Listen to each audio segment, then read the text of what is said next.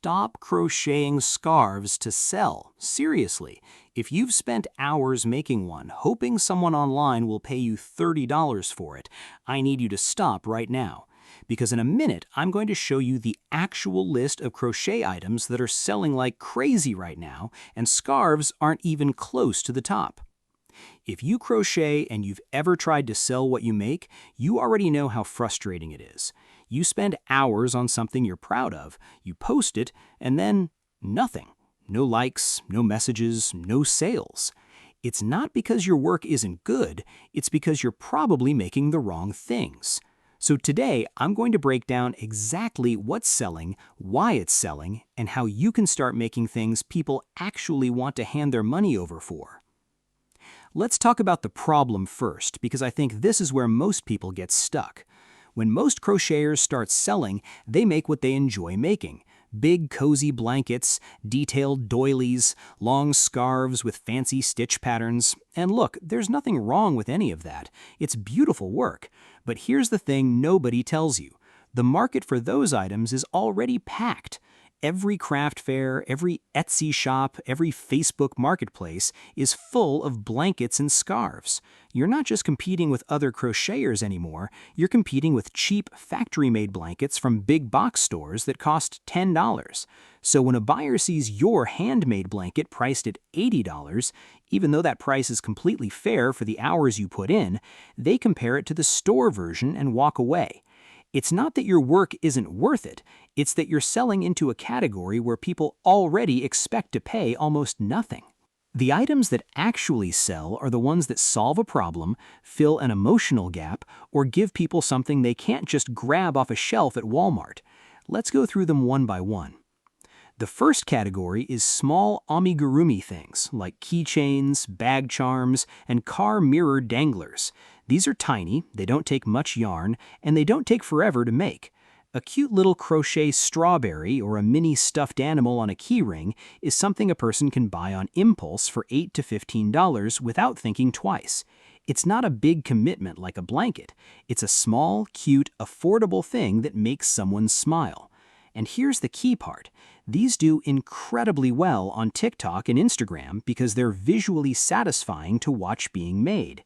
People will watch a 15-second video of a tiny crochet mushroom coming together, and by the end of it, they want one.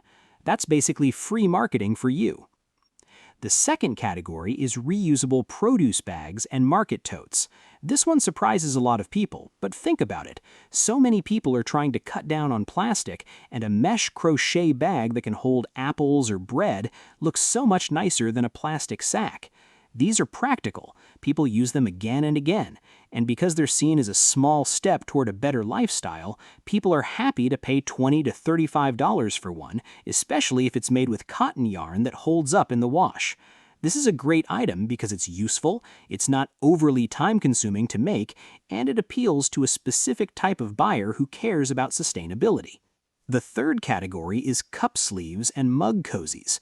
These are small, quick, and cheap to make, but people love them because they're practical every single day.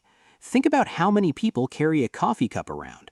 A crochet sleeve that slides onto a cup and keeps their hand from getting burned is something they'll actually use daily, not just look at once and forget about.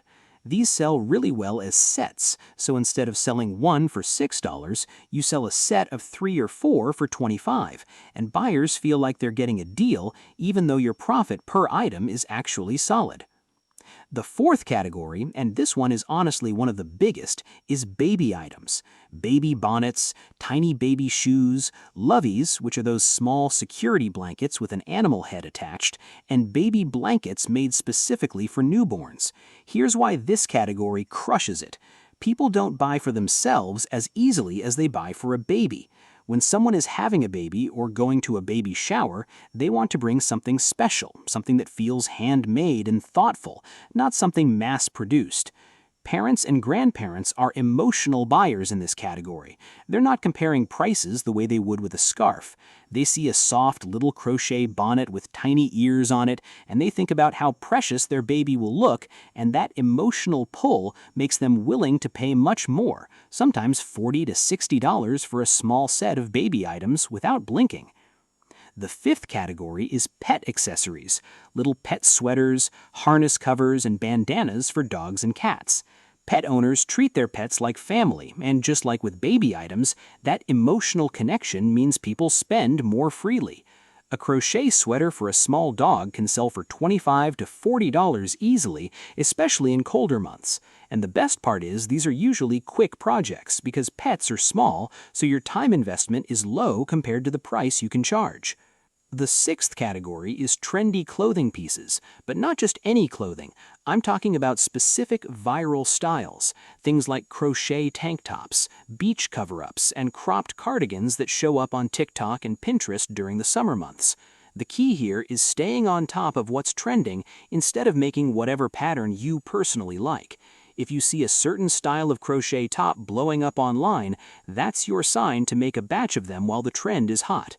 These pieces can sell anywhere from $35 to $70 depending on the complexity, and because they're trend-based, people are buying because they saw it everywhere and want to be part of it, not because they need another top in their closet. The seventh category is home items with a twist, meaning not your average doily, but things like plant hangers, coasters shaped like fun designs, and small decorative baskets. What makes these different from old-fashioned crochet decor is that they fit into modern, minimal home styles that people are decorating with right now. A macrame-style plant hanger with a little crochet detail can sell for $20 to $30 because it solves a real decorating need, especially for people who are into indoor plants. Now, here's the moment I really want you to pay attention to, because this next part is where the real money is. Out of every category I just went through, the one that consistently makes crocheters the most profit is customization, specifically custom baby blankets and loveys with a name stitched in, or a custom pet portrait made into a small stuffed toy. When you take something from the baby category or the pet category and you make it personal, meaning it has their name, their pet's face, or their exact birth date stitched somewhere on it, the price people are willing to pay jumps dramatically. A plain baby blanket might sell for $50. The same blanket with the baby's name crocheted into the corner can sell for $90 or even more, and people don't even question the price increase because now it's one of a kind. It's not something they could find in a store no matter how much money they had. I've seen crocheters build entire businesses around just this one idea, taking simple, already popular items and adding a personal touch, and that one small addition doubles or triples what they can charge. If you take away nothing else from this video, take that. Customization is where the real profit lives. So let's bring this all together.